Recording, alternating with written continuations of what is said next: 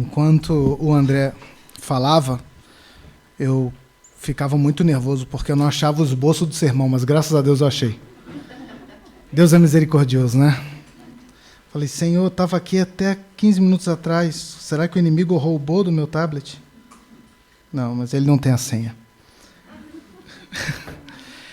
Meus queridos, nessa noite eu gostaria de convidá-los a uma reflexão a respeito de um texto muito conhecido para nós. Um texto que possivelmente eu e você já ouvimos alguém pregando, já vimos alguém falando sobre a respeito desse texto de fato. E eu gostaria de convidá-los a abrir a palavra de Deus em Mateus capítulo 13. Prometo a vocês que a leitura será um pouco extensa, mas não se preocupem, nós vamos vencê-la. Mateus capítulo 13, do versículo 1 ao versículo 23. Eu lerei na versão Almeida Revista e Atualizada, e os irmãos, por favor, me acompanhem na versão de vocês, ok? Diz assim o texto da palavra do Senhor. Naquele mesmo dia, saindo Jesus de casa, assentou-se à beira-mar, e grandes multidões se reuniram perto dele, de modo que entrou num barco e se assentou. E toda a multidão estava em pé na praia. E de muitas coisas lhe falou por parábolas, e dizia: Eis que o semeador saiu a semear. E ao semear, uma parte caiu à beira do caminho, e vindo as aves a comeram. Outra parte caiu em solo rochoso, onde a terra era pouca, e logo nasceu, visto não ser profunda a terra. Saindo, porém, o sol, a queimou, e porque não tinha raiz, secou-se. Outra caiu entre os espinhos, e os espinhos cresceram e a sufocaram. Outra, enfim, caiu em boa terra e deu fruto, a 100, a 60 e a 30 por um. Quem tem ouvidos para ouvir, ouça. Então se aproximaram os discípulos e lhe perguntaram: Por que lhe falas por parábolas? Ao que respondeu: Porque a vós outros é dado conhecer os mistérios do reino dos céus, mas àqueles não lhes é isso concedido. Pois ao que tem se lhe dará, e terá em abundância, mas ao que não tem, até ao que tem lhe será tirado. Por isso lhes falo por parábolas, porque vendo, não veem, e ouvindo, não ouvem nem entendem, de sorte que neles se cumpre a profecia de Isaías: Ouvireis com os ouvidos, e de nenhum modo entendereis. Vereis com os olhos, e de modo nenhum percebereis.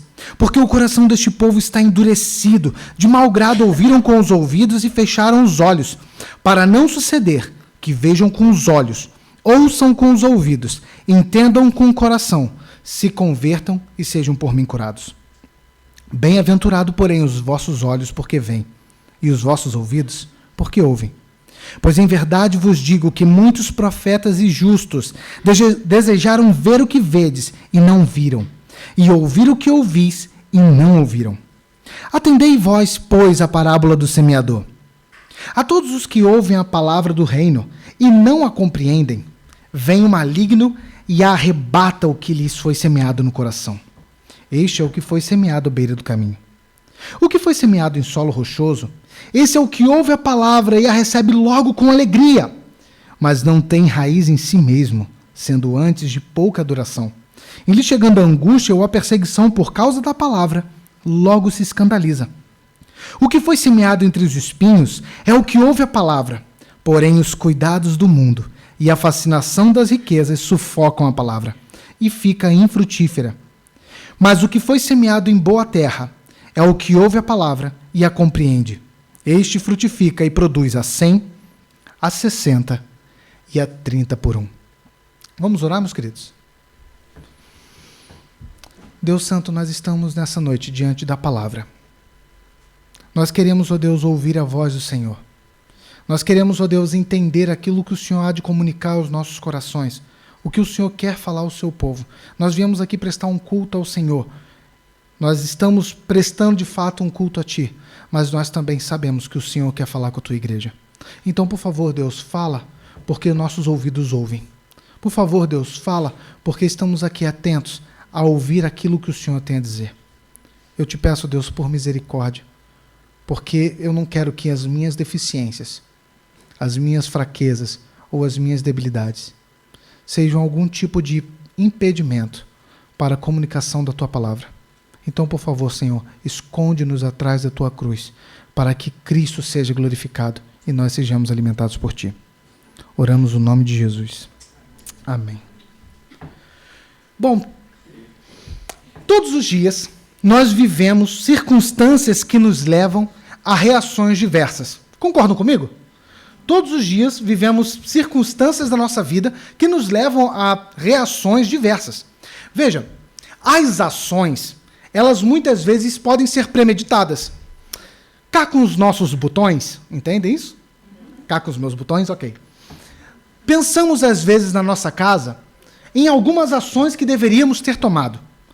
Às vezes, nós pensamos em ações que nos fariam vencer um debate.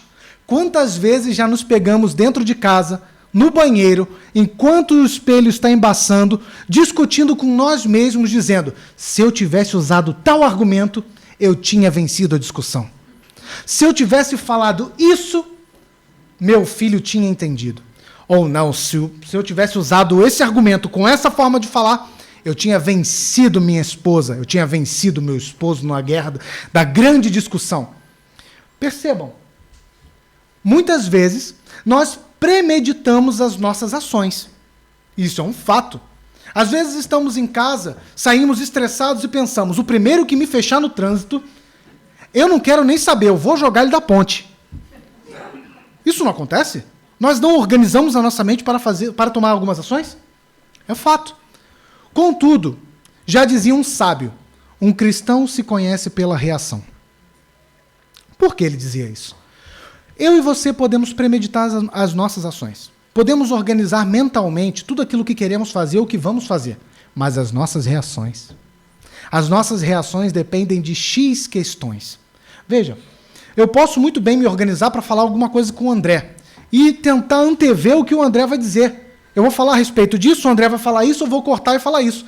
E quando eu chego diante do André, ao abrir minha boca para falar com ele, ele fala: eu sinto muito. Já mudou todo o perfil da história que eu tinha traçado na minha mente. Ou ele pode se elevar e dizer: você está errado, e ponto. O tom da conversa vai mudar. Concordam? As nossas reações, elas expressam quem nós somos em Cristo Jesus. Porque as nossas reações dependem da circunstância e não daquilo que eu e você podemos premeditar. Se eu e você estamos diante da sociedade, vivemos em comunidade, reagimos a algumas questões, reagimos como cristãos ou reagimos como o mundo reage? O tema que nós vamos refletir essa noite é: como reagimos diante da palavra de Deus? Porque perceba, quando a palavra de Deus é pregada, quando a palavra de Deus é lida, também nos provoca e nos chama a dar respostas. Nós podemos responder a palavra de Deus de algumas formas. Podemos ouvir a voz de Deus falar conosco e ignorarmos. Isso é uma resposta. Podemos ouvir a voz de Deus, nos curvarmos a isso e fazermos aquilo que o Senhor nos chama a fazer. Isso também é uma resposta. Não há possibilidade de não respondermos a Deus. E o texto de hoje nos mostra isso. O texto de hoje, ele é uma narrativa, na verdade, uma parábola dentro de uma narrativa que expressa algo maravilhoso. Nós começamos no capítulo 13 de Mateus e percebemos que é a primeira parábola que Mateus inicia para mostrar o desenvolvimento daquilo que Cristo estava a pregar. Cristo estava ensinando a respeito do seu reino. E ele começa, então, utilizando a parábola do semeador, para que todos aqueles que compreendessem a parábola do semeador, as outras parábolas seriam mais fáceis de se perceber. Porque todas elas falam a respeito do reino, dos valores do reino, de como é o reino. Percebam? A parábola do tesouro perdido é o homem que ele encontra um tesouro e ele dá tudo por aquilo. É o valor do reino. É algo extremamente importante, uma pedra preciosa. Vale mais do que uma pedra preciosa. O reino de Deus é estabelecido e Cristo está pregando, anunciando esse reino, esse tema tão importante. E nós precisamos reagir a ele. Porque a pergunta que vai ecoar durante todo o sermão na nossa mente é: como reagimos diante da palavra de Deus? Aqui, o texto nos aponta que Cristo levanta-se no sábado, Mateus capítulo 12, e sai com os seus discípulos à seara. E durante o dia de sábado, nós sabemos que não poderiam colher.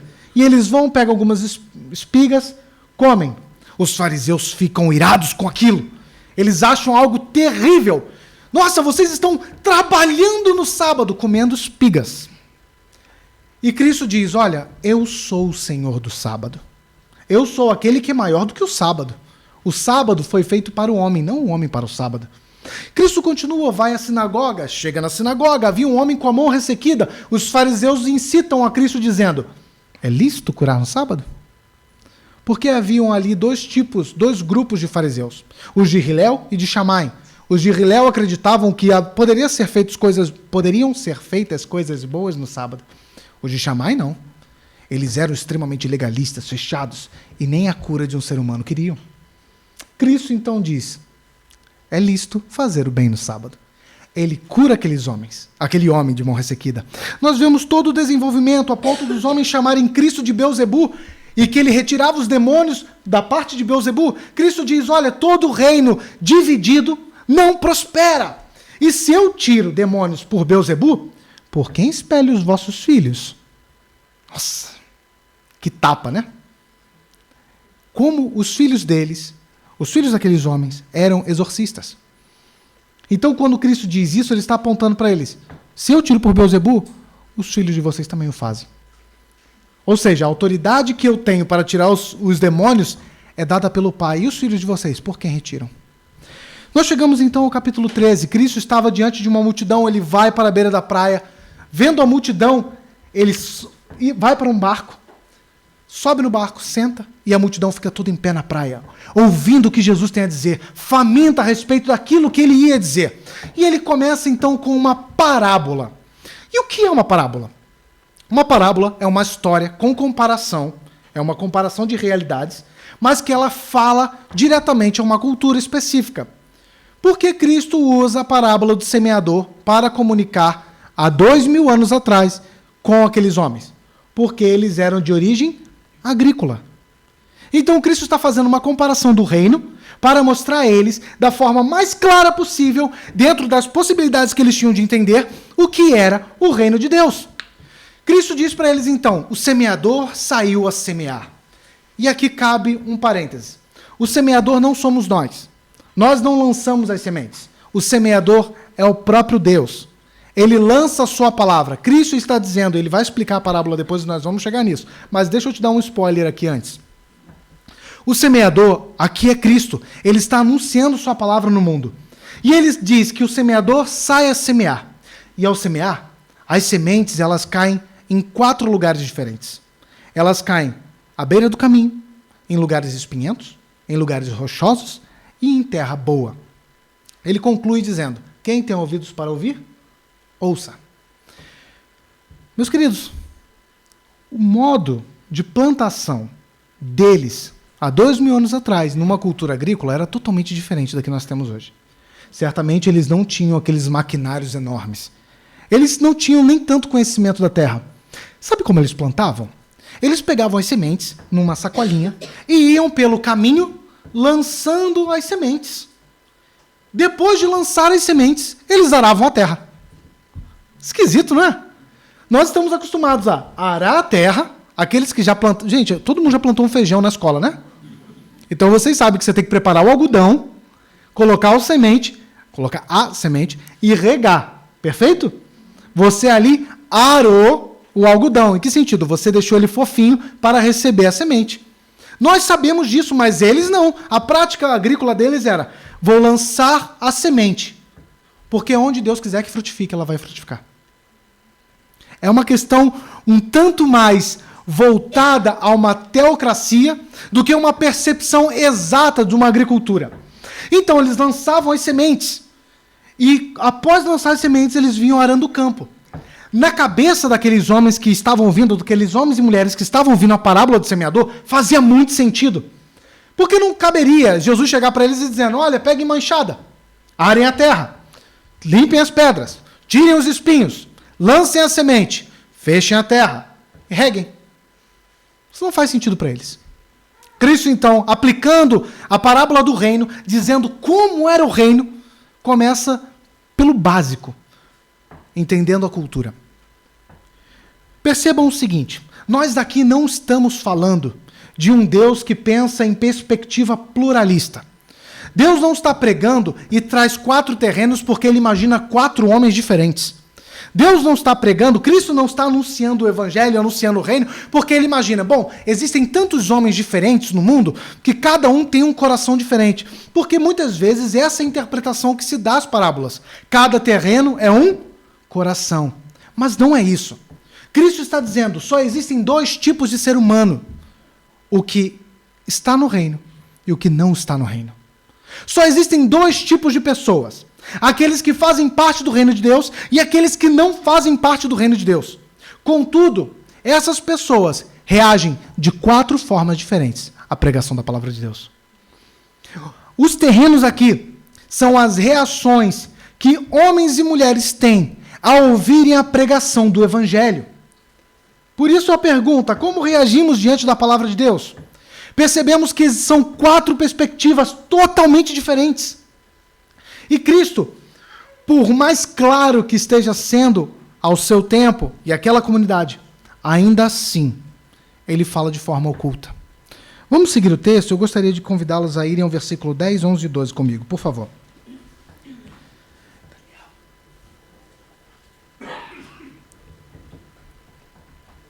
Chegamos ao versículo 10, 11 e 12. Então se aproximaram os discípulos e lhe perguntaram, por que lhes fala por parábolas? Ao que respondeu, porque a vós outros é dado conhecer os mistérios do reino dos céus, mas àqueles não lhes é isso concedido. Pois ao que tem se lhe dará, e terá em abundância, mas ao que não tem, até o que tem lhe será tirado. Percebam o seguinte, Cristo ele fala, ele comunica a parábola, ele ensina a parábola. E aqueles que caminhavam com Cristo já há tempo, não percebem todo o significado da história.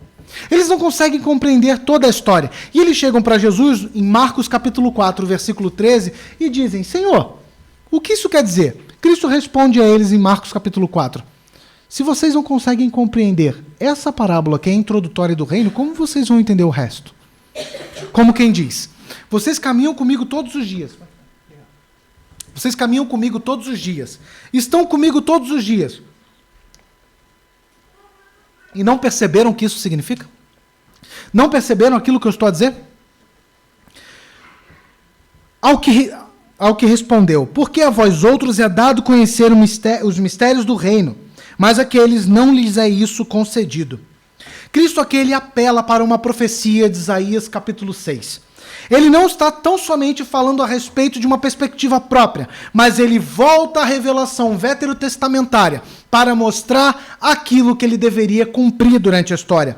E ele continua dizendo uma coisa que talvez a nossa cabeça, no primeiro momento que nós lemos a parábola, nos incomode. Veja o versículo 12. Pois ao que tem, se lhe dará e terá em abundância, mas ao que não tem, até o que tem lhe será tirado. Muitas vezes a nossa ideia é que se eu tenho pouco, eu vou ganhar mais um pouquinho. E aquele que tem muito, ele vai dividir comigo. Mas Cristo está dizendo, o que tem pouco, até o pouco que tem lhe será tomado, lhe será tirado. Mas o que tem, o que ele tem lhe será acrescido e terá em abundância. Qual é a perspectiva disso? Voltaríamos então a Isaías capítulo 6 agora. Eu não vou fazer isso com vocês, ler o capítulo 1, 2, 3, 4, 5 e 6 de Isaías, mas eu vou dar um pano geral, um pano de fundo geral, para que vocês compreendam o que está acontecendo em Isaías capítulo 6. Isaías capítulo 1, versículo 1, no ano do rei Uzias, Deus levanta um homem, um profeta chamado Isaías, para proclamar a sua palavra. Então, no capítulo 1, 2, 3, 4 e 5, Deus diz a ele quais são os seus ai. Um ai, teologicamente falando, é uma expressão que Deus usa para condenação. Quando nós lemos nas Escrituras, ai de ti, é porque Deus está proferindo uma condenação para aquele povo naquela determinada circunstância. Então, durante todo o capítulo 1, 2, 3, 4 e 5, nós vemos que o Senhor está alertando a Isaías a respeito daquilo que viria, da condenação que chegaria tanto a Jerusalém quanto a todo Israel, por conta do pecado deles, por conta da deturpação deles, por conta da promiscuidade do coração do povo. Deus chama o povo ao arrependimento diversas vezes, e o povo tapa os seus ouvidos. Ignoram a voz de Deus. Eles simplesmente vivem dissolutamente, porque acham interessante viver da forma que estavam vivendo. Como se Deus não fosse de fato Deus. Fosse, na verdade, um escravo que realiza sua vontade e os seus desejos. Percebam o seguinte. Deus, então, chama Isaías a uma revelação extraordinária. E se eu tivesse o dom da pintura, uma coisa que eu não tenho, e eu fico muito triste nesse momento, porque se eu desenhar aqui para vocês, eu vou desenhar uma bola, vários palitinhos, para indicar que é um ser humano. A Aline já viu desenhando, meus filhos desenham melhor do que eu. Eu não tenho vergonha disso. Eu simplesmente fico triste por não conseguir desenhar aquilo que eu gostaria. Mas esse texto de Isaías 6, para mim, é uma das pinturas mais belas do Antigo Testamento. Visualizem comigo. Percebam comigo aqui. Pintem o quadro na cabeça de vocês. Talvez vocês também não saibam desenhar, mas imaginar vocês são bons, não são? Se alguém fala que tem dificuldade de imaginar também, gente, sempre feliz é lá embaixo, a gente pode encaminhar. Brincadeira, mas vamos voltar aqui. Visualize a seguinte cena. Um homem diante de um alto e sublime trono. O trono é grande, ele é alto. E está sentado alguém no trono. E esse alguém que está sentado no trono é um rei poderoso. É um rei maravilhoso. A ponto das suas vestes cobrirem todo o templo. Gente, eu já estou aqui viajando. Eu estou imaginando aqui, eu falei, cara, que bonito. Aí quando eu vou para o papel, eu vou para o palito. Mas vejam só. Imagine comigo, alguém de costas, olhando para um rei, sentado num alto sublime trono, que as suas vestes escarlata cobrem todo o templo, todo o lugar. A fumaça naquele local. 3 serafins por cima daquele rei, cantando, com suas asas cobrindo os rostos, com as suas outras asas cobrindo os pés e com 2 voando, dizendo, Santo, Santo, Santo. Consegue visualizar isso? Gente, eu fico até, sabe? É algo extraordinário, lindo. E é isso que Isaías está vendo. Isaías está olhando. E a primeira reação dele, lembram-se, reação, como reagimos diante da palavra de Deus? A primeira reação de Isaías, ao ver o Senhor, ao ter os seus olhos contemplando o Senhor, é se lançar no chão, dizendo, ai de mim, que eu sou pecador. Ai de mim, porque habito em uma terra de homens de impuros lábios, e tenho meus lábios impuros. O Senhor graciosamente chama um anjo que com a sua tenaz busca uma pedra. Se o anjo buscou uma pedra com a tenaz, a pergunta é, a pedra estava fria ou quente? Se ele não tocou na pedra, a pedra estava quente. Ah, então o texto de Isaías fala como Deus torturou Isaías encostando uma pedra quente na boca dele. Não, meus queridos, não sejamos infantis. O texto de Isaías nos narra como Deus purificou os lábios de Isaías, que habitava no meio de um povo de impuros lábios. E quando Deus purifica Isaías, ele diz, só está Deus, Isaías e os serafins. Deus fala, a quem enviarei? Aquilo era óbvio. Isaías, já purificado, diz, Senhor, envia-me a mim, qual é a mensagem que o Senhor tem? E ele diz, diga ao povo, ouvireis com os ouvidos, não percebereis. Vereis com os olhos, e não entendereis. E por mim vocês não serão salvos nem curados. Essa é a mensagem de Isaías. Deus está dizendo ao seu povo, o povo de Israel, o povo de Jerusalém, que eles estavam em condenação por conta do pecado. Deus estava dizendo ao seu povo, levantando um profeta, num dos quadros mais belos do Antigo Testamento, para dizer, o meu povo não obedece minha lei. E por conta da reação do meu povo, eu também reagirei. E eu enviarei cativeiros. Nós vemos o cativeiro assírio e vemos o cativeiro babilônico. O que Cristo está fazendo é um segundo processo dessa profecia. Aquela profecia se cumpriu num primeiro momento no Antigo Testamento, onde nós vemos Nabucodonosor dominando todas as coisas. Nós vemos Senaqueribe com seu exército diante da porta de Jerusalém, cercando toda Jerusalém. Mas essa profecia, ela não somente se cumpre lá. Ela tem um segundo cumprimento.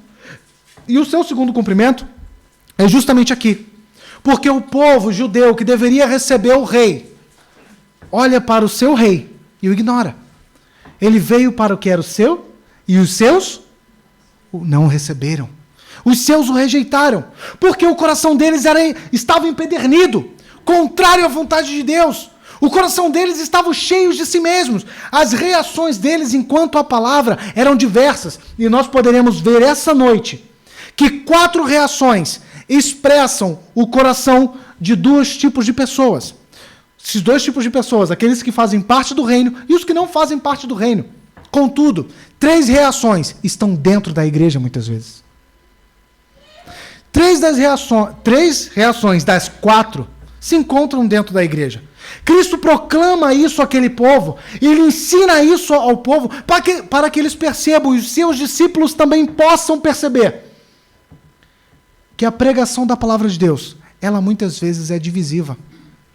Lembram-se de Mateus capítulo 10, versículo 34? Eu farei a seguinte leitura para que vocês lembrem-se. Não penseis que vim trazer a paz à terra. Não vim trazer paz, mas espada. Pois vim causar divisão entre o homem e seu pai, entre a filha e sua mãe, e entre a nora e sua sogra. Assim os inimigos do homem serão os da sua própria casa. Quem ama seu pai ou sua mãe mais do que a mim, não é digno de mim. Quem ama seu filho ou sua filha mais do que a mim, não é digno de mim. E quem toma a sua cruz e vem depois de mim, e quem não toma a sua cruz e vem depois de mim, não é digno de mim. Quem acha sua vida, perdê-la-á. Quem, todavia, perde a vida por minha causa, achá-la. Cristo está apontando tanto os quesitos da participação, ou seja, quais são os pré-requisitos para participar do reino, mas aponta também qual é a grande dificuldade desse reino. Se Cristo não é o centro da história do homem, se Cristo não é o centro da história da minha e da sua vida, qualquer coisa está diante de Cristo, nós não amamos a Cristo. É isso que ele está dizendo. Quem ama seu pai ou sua mãe mais do que a mim, não é digno de mim. Quem ama o seu marido ou seu filho mais do que a mim, não é digno de mim. Contudo, as portas do reino ainda estão escancaradas, sendo apontadas, dizendo: vinde a mim todos vós que estáis cansados e sobrecarregados, e eu vos aliviarei. O Senhor Jesus está ensinando aos seus discípulos que eles eram bem-aventurados porque os seus olhos conseguiam ver, os seus ouvidos conseguiam perceber. Ao contrário da multidão que estava sendo condenada, os seus discípulos estavam sendo chamados a participar do reino. Ele propõe toda essa parábola, ele ensina todas essas coisas, para que depois então ele venha explicar cada uma delas. E nós então chegamos à parte da explicação da parábola. E Cristo começa dizendo o seguinte no versículo 19. Ele diz no versículo 18: atendei, pois, vós a parábola do semeador. A todos os que ouvem a parábola do reino e não compreendem, vem o maligno e arrebata o que lhes foi semeado no coração. Este é o que foi semeado à beira do caminho. Esse versículo tem um paralelo com o versículo 11. Ao que tem, terá em abundância, e ao que não tem, até o pouco que tem lhe será tomado. E eu quero explicar aqui o paralelo. Cristo está dizendo o seguinte: aqueles que ouvem a palavra do reino, mas não se importam, não se interessam, eles ouvem a mensagem, a pregação do evangelho, mas para eles tanto faz. Depois de um tempo, aquela palavra que eles ouviram, vem o maligno, e até aquele pouco que eles sabiam a respeito da palavra é tomado. Até aquele pouco que eles sabiam a respeito de Deus e a respeito da pregação do evangelho, até esse pouco que eles sabiam, por ignorarem, aquilo vai embora. E o pouco que eles tinham, não tem. Mas aqueles que buscam ao Senhor, amam ao Senhor, lançam-se ao conhecer o Senhor, buscam a sua palavra, o buscam em oração, cada vez mais que eles fazem isso, é acrescentado. Quanto mais eu busco ao Senhor, mais eu recebo da parte do Senhor. Em que sentido? Se eu buscar a Deus, então eu vou ter agora uma troca de carro. Daqui a pouco eu vou ter um Lamborghini. Uau! Vou buscar a Deus porque eu quero trocar de carro. Preciso, né, gente? É isso que o texto está dizendo? Ai, Senhor, poxa, eu queria tanto uma casa na Fonte da Telha. Se eu buscar o Senhor, leu a Bíblia toda em 2 semanas, será que o Senhor me dá? Isso é barganha. Não é isso que o Senhor está dizendo. Ele está dizendo que nós viemos a conhecê-lo. E até o que nós temos, nós receberemos mais em conhecimento a respeito de quem Ele é, da revelação dEle. O Senhor está nos dando a oportunidade de, quanto mais nos lançarmos ao conhecimento dele, mais termos a ele. Não é assim no casamento? Não é assim na nossa vida? Vou te fazer uma pergunta. Deixa eu ser muito específico. José Manuel, vou te colocar numa fogueira. Ok? Uma fogueira gospel. Com 5 minutos por dia, quando você namorava a Glória, daria para conhecer a Glória e casar com ela? 5 minutos só. Você acha que, assim, eu conheceria a Glória muito bem para dizer, agora eu quero casar com ela? 5 minutos. É pouco? 10 minutos. Continua pouco? Então aqui não é uma questão somente de qualidade, mas quantidade. Concorda? Preciso de quantidade para ter uma qualidade. Certo? Obviamente eu posso ter quantidade sem ter qualidade. Mas para que relacionamentos se tornem profundos, é necessário que eu tenha quantidade e qualidade. Eu não conseguiria casar com a Aline se eu conversasse com a Aline 2 minutos por dia. Que isso? É um SMS? É uma mensagem de WhatsApp? Não é suficiente. É isso que nós precisamos entender que o Senhor está a se dar para nós. Não é simplesmente 5 minutos de uma leitura da Bíblia que nos fará mais próximos do Senhor. Ou 5 minutos de oração, aquela oração corrida. Senhor, tu sabes, em nome de Jesus, amém. Ou aquela oração de quem está com fome, o que não faz mal, faz bem, em nome de Jesus, amém. Gente, isso não alimenta a nossa alma. Isso não nos alimenta diante do Senhor. Percebam, quando ele diz, até o que tem, versículo 11, porque a vós outros, versículo 12, pois ao que tem se lhe dará e terá em abundância. É quanto mais eu e você nos lançamos a conhecer ao Senhor, mais o Senhor se dará a nós. Quanto mais eu e você buscamos ao Senhor, buscamos esse relacionamento profundo com Ele, de quantidade e qualidade, mais Ele se dará a se conhecer a nós. E nós saberemos melhor, cada dia mais e mais, quem é o nosso Senhor. Mas se não buscamos ao Senhor, se ouvimos a Sua palavra e ignoramos, somos como a beira do caminho. E a nossa reação é como a beira do caminho. Porque até o pouco que tínhamos se perderá. Percebe isso? Essa é uma reação de quem não quer saber a respeito do reino. O solo à beira do caminho é uma reação de quem não se importa com as coisas de Deus. De quem não quer saber das coisas de Deus.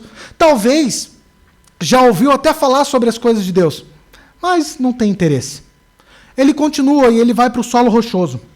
O que foi semeado em solo rochoso, versículo 20, esse é o que ouve a palavra e a recebe logo com alegria. Mas não tem raiz em si mesmo, sendo antes de pouca duração, em lhe chegando a angústia ou a perseguição por causa da palavra, logo se escandaliza. Vejamos o seguinte. Aquele que é semeado em solo rochoso é a reação da pessoa que ouve o evangelho. E ao ouvir o evangelho, ele logo se alegra. E ele diz, nossa, essa mensagem é muito legal. Essa mensagem é muito boa. É bué da fish. Acertei? Muito bom, pá. Essa mensagem é muito boa. Essa mensagem é maravilhosa. Eu estou muito alegre com a mensagem do reino de Deus. Mas o texto diz o quê? Essa pessoa, ela está presa ao sentimento.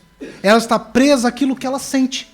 Então, lhe chegando a angústia, por não ter raízes profundas, quando chega a angústia ou a perseguição por conta da palavra, ela logo vai embora. Precisamos aqui entender o que é a angústia e a perseguição. Eu acredito que em Portugal não há uma perseguição por conta da palavra de Deus. Ou vocês conhecem aqui em Portugal alguém que foi preso por anunciar o evangelho? Não? É unânime, ninguém conhece. Perfeito. Vamos ver o que significa, então, primeiro a angústia. A angústia são os desafios que a palavra de Deus gera no coração daquele que a ouve e a recebe. Quando nós ouvimos a pregação do evangelho, já fomos confrontados por ela? Você já foi confrontada pela pregação da palavra? Você já foi confrontado ao abrir a palavra e exortado pelo próprio Senhor nas Escrituras? Se você nunca foi, eu quero te dizer que você está lendo a Bíblia de forma errada. A Bíblia não é um horóscopo santo onde nós abrimos em qualquer versículo e dizemos, o que Deus quer falar comigo agora? Os textos têm contextos. E dentro dessa perspectiva, você pode acabar se dando muito mal. Imagine que você está um dia angustiado na sua casa. Fala, Deus, fala comigo. Abre o texto e diz, e Judas foi se enforcar. E aí você fala de novo, Senhor, o que tem para fazer, faze depressa. Você vai se enforcar por conta dessa má interpretação? É óbvio que não. Mas perceba o seguinte, a palavra de Deus, ela nos confronta, ela nos exorta, muitas vezes ela nos chama a um sacudir para que nós tenhamos a nossa percepção corrigida para que ela se torne exata. Quando a palavra de Deus nos sacode, esse é o momento da angústia que o texto está dizendo. Porque a pessoa não tem raízes profundas na palavra, não tem as raízes profundas em Cristo. Quando a palavra o chama a um confronto e diz, você precisa mudar. Se você roubava, não roube mais. Se você mentia, não minta mais. Se você se faz de vítima, não se faça mais. Quando a palavra nos chama a um confronto, e essa angústia que é causada pela palavra, porque toda reação de mudança, ela gera angústia. Quando você sabe que você precisa mudar em alguma coisa, você passa pelo primeiro processo, a angústia. Como eu vou fazer isso? Como eu vou mudar? E Deus, ele não somente nos dá a ordem para que nós mudemos, mas ele nos dá o seu Espírito que nos habilita a fazer isso. Mas a angústia ainda assim chega. E a pessoa que reage dessa forma como um solo espinhoso, ela olha o confronto pela palavra e diz, não, isso dá muito trabalho. Isso é muito incômodo. Eu gosto tanto de ser assim. Como todos aqui lembram, eu nasci assim, eu vivi assim, vou morrer assim, crente Gabriela. Essa é a realidade. Gosta de viver da forma que sempre viveu. E quando a palavra chama ao confronto, mantém-se da mesma forma ou reage indo embora. Por quê? Porque não tinha raízes. E a outra palavra que o texto nos mostra é a perseguição. Veja, nós aqui não temos perseguição em Portugal. No Brasil, nós também não temos perseguição. Mas há perseguição ao cristianismo pelo mundo. Existem milhares de cristãos hoje morrendo por não negarem o evangelho. Se nós formos aos campos de concentração na Coreia do Norte, existem milhares e centenas de milhares de homens e mulheres que são torturados todos os dias para que neguem a fé em Cristo Jesus.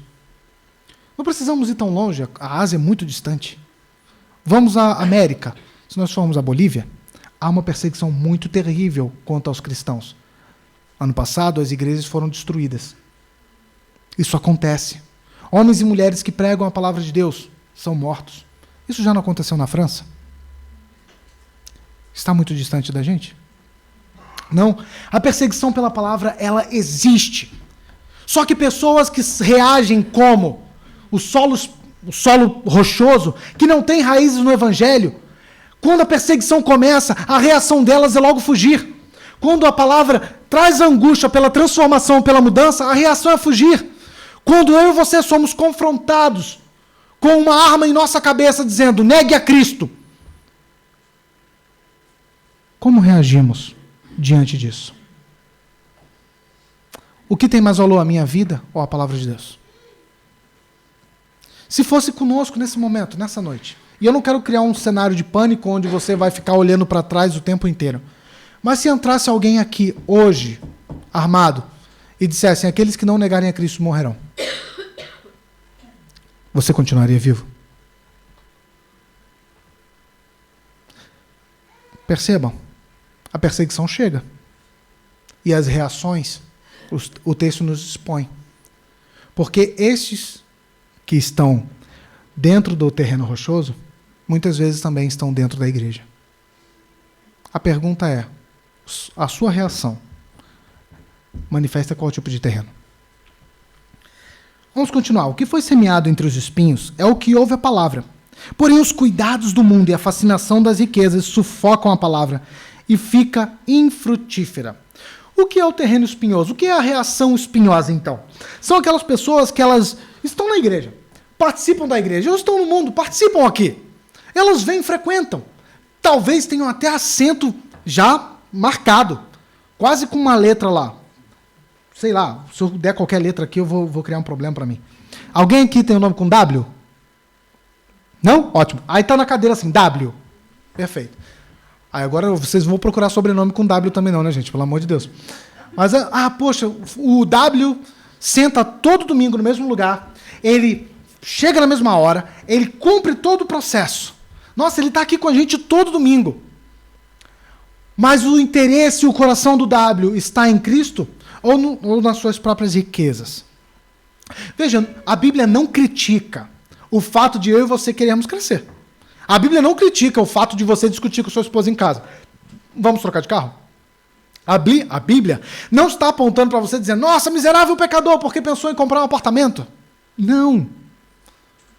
Mas onde está o seu tesouro, aí está o seu coração. E o problema da reação daqueles que reagem como solo espinhoso é porque a fascinação do mundo, ou seja, tudo aquilo que o mundo pode proporcionar, tudo aquilo que o mundo pode dar, todos os benefícios que eu vejo lá fora, ou a riqueza, elas tomam o coração dessa pessoa. E ela reage, não como um servo de Deus que ama o Senhor em primeiro lugar e que está disposto a se colocar diante do Senhor, mas como alguém mesquinho, como alguém egoísta. Ele reage como alguém que vive para a sua própria riqueza. E aí ele começa a questionar, poxa, mas por que eu vou ofertar? O dinheiro é meu. Por que eu vou dizimar? O dinheiro é meu. Eu faço o que eu quiser com o meu dinheiro. Não. Se o pastor quer dinheiro, ele que trabalhe. Estou falando alguma coisa que ninguém nunca falou? Ou que ninguém nunca ouviu? Como se o pastor não trabalhasse. Né, Zé Manuel? Em dobro. Meus queridos, as pessoas que reagem dessa forma é porque o coração delas não está no Senhor, mas os anseios pela cultura, os anseios pelo mundo, são muito maiores e gritam dentro de si de um modo que abafam as Escrituras. Então, eu posso pregar o Evangelho a essa pessoa, os seus interesses continuarão sendo os seus interesses e sufocarão a palavra. É isso que o texto está dizendo. Então, Cristo finalmente mostra, dentro das 3 reações, que são 4 reações, mas 3 a gente consegue enxergar dentro da igreja. A primeira, o pássaro, eu espero que não, né? Ou todo mundo... Não, tem alguém aqui que não quer ouvir a pregação? Não, então beleza, não temos o pássaro à beira do caminho. Mas os outros 3 nós temos. Dentro da igreja. Não estou dizendo dentro dessa igreja, estou dizendo dentro da igreja. Estou falando, sobreda, miserável. Não é isso que eu estou dizendo. Estou dizendo, dentro da igreja existem esses 3 tipos de reações. Percebam, meus queridos, que o solo rochoso, a reação do solo rochoso, a reação do solo espinhoso, ela está aqui. Ela age aqui. Mas Cristo, ele não encerra a pregação aí. Ele não encerra o texto aí com uma má notícia que nos deixa desesperados pensando, nossa, e agora? Ele nos diz, existe um solo que é bom. E esse solo que é bom, a semente cai e penetra. Ela se alimenta da terra. E ele produz a 100, a 60 e a 30. E talvez eu e você pensemos, 100, 60 e 30 deve ser uma boa quantidade. Mas Jesus está falando 2023 para nós, na Europa, no inverno úmido, ou Jesus está falando num lugar árido, há 2000 anos atrás, com técnicas de agricultura bem inferiores à nossa. Obviamente, ele está falando 2000 anos atrás. E uma semente dá 30, uma semente dá outras 30, gente, era algo extraordinário. Uma semente dá 30, era como se toda a colheita fosse um grande motivo para a festa. Nossa, uma semente deu 30, a outra semente deu 30, glória a Deus, vamos prestar um culto ao Senhor porque uma semente deu 30. Essa era a perspectiva. Uma semente dá 60, não. Era um milagre da parte de Deus. Uma semente dá 60 naquela condição, era um milagre. Mas uma semente dá 100. Era o próprio Deus atuando em Israel. As pessoas que reagem como solo frutífero, a semente, ou seja, a palavra de Deus, cai no seu coração. E ela não morre. A semente cai no seu coração e elas ouvem a palavra. Elas entendem o que o Senhor chama em sua responsabilidade a viverem de modo digno do Evangelho. Elas percebem que a semente que caiu no seu coração é um convite gracioso da parte de Deus, dizendo: vinde a mim, vocês que estão cansados e sobrecarregados, e eu vos aliviarei. É um convite da parte de Deus ao seu povo, dizendo: ei, eu sei que as coisas são difíceis, mas elas não vão ficar mais fáceis comigo. Na verdade, eu vou mostrar a vocês o caminho estreito, que é estreito, não é fácil, mas produz salvação. Tem vida eterna. Quando os seus olhos se fecharem aqui, não se abrirão num sofrimento de fogo, mas se abrirão diante de Cristo, o Cordeiro de Deus que tira o pecado do mundo. Essa é a perspectiva dessa reação. É a reação que ouve a palavra. E mesmo quando confrontada pela palavra, se submete ao Senhor dizendo: Deus, eu preciso ser transformado. Eu preciso ser diferente. Por favor, Senhor, muda o meu coração. Ou quando ainda é animado pela palavra: Senhor, glória ao teu nome, porque a semente está frutificando em mim, e eu produzo frutos. E que frutos são esses? São os frutos do Espírito de Deus, porque os frutos do Espírito de Deus precisam ser gerados pelo próprio Espírito de Deus. Eu e vocês nunca daremos frutos do Espírito sem o Espírito. Não dá para nem tentar. Você pode até fingir. Talvez o fingimento vá ali uma semana, se chegar uma semana. Mas não dá. Como você finge amor, alegria, paz, longanimidade, domínio próprio? Domínio próprio. Como é que você finge domínio próprio? Gente, eu peguei um engarrafamento de casa até aqui, eu estava angustiado. E eu estava: Senhor, pelo amor de Deus, Senhor, tira esse carro da minha frente, como se Deus fosse pegar o carro e levantar, como se fosse um Playmobil. Não, ele vai fazer, óbvio que ele não vai fazer isso. Mas nossos corações muitas vezes se angustiam. Meus queridos, qual é a reação que o seu coração tem diante da palavra? Qual é a reação? Como nós reagimos diante da pregação da palavra de Deus? A ideia de Cristo de expor o reino é somente uma. Ele vai fazer isso várias vezes, de vários modos diferentes. Mas ele está dizendo a mesma coisa. Só existem 2 caminhos. Não existe mais do que isso. Não existem 3 caminhos. Não existe um elétrico que vai te levar ao céu. Só existem 2 caminhos. E os 2 caminhos são o seguinte: você viver a sua vida absolutamente diante da sua vontade, com a sua própria perspectiva, se submetendo aos desejos, volições, anseios do seu coração, e isso vai te levar a algum lugar. E eu quero dizer que esse lugar se chama inferno. E o inferno não é um lugar onde é a ausência de Deus, mas Deus está em ira lá. Assim como diz Apocalipse 14. Depois você confere em casa. Esse lugar de condenação e sofrimento é um lugar de tormento. Esse é o anúncio da parábola. Esse é o anúncio de todas as parábolas. Cristo está estabelecendo que o reino é um lugar onde eu e você nos submetemos à sua vontade, porque somos chamados por Ele a amá-lo e a dar respostas positivas. O final de uma vida com Deus é paz, é gozo, é alegria, é a eternidade com Cristo. Esse é o final de uma vida com o Senhor. Mas é só no final da vida? Eu só tenho paz, alegria, gozo no final da vida, então, nossa, eu vou viver aqui sofrendo, quando chegar no céu que eu vou ter isso?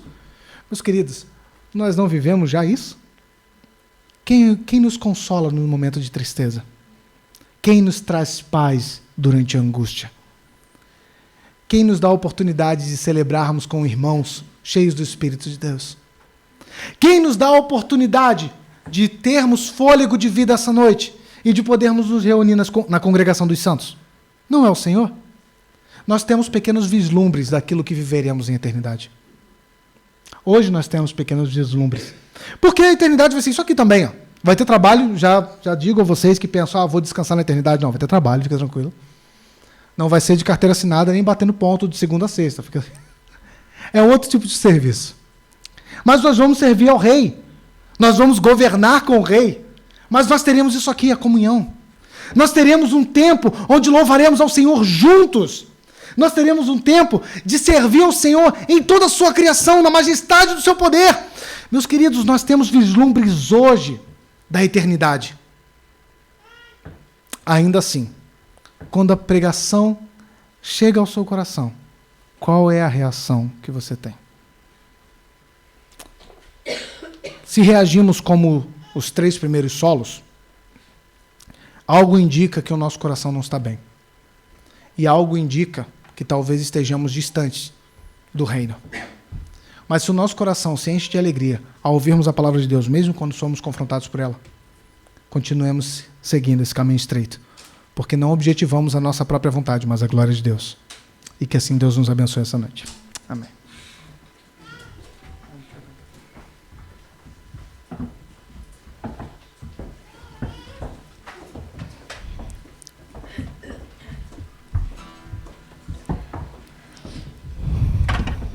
Semana passada eu ouvi uma descrição interessante que dizia que uma macieira, para poder dar maçãs, não tem que se esforçar. Ela não tem que se sentar a fazer muita força. Não, a macieira, para dar maçãs, ela tem que estar num local onde o terreno é adequado, tem que ter o sol suficiente, tem que ter água suficiente. Portanto, ela tem que estar no sol adequado. E eu, para produzir fruto do Espírito, eu, para produzir obediência, eu não tenho que me esforçar. Eu tenho que garantir que eu tenho as condições necessárias.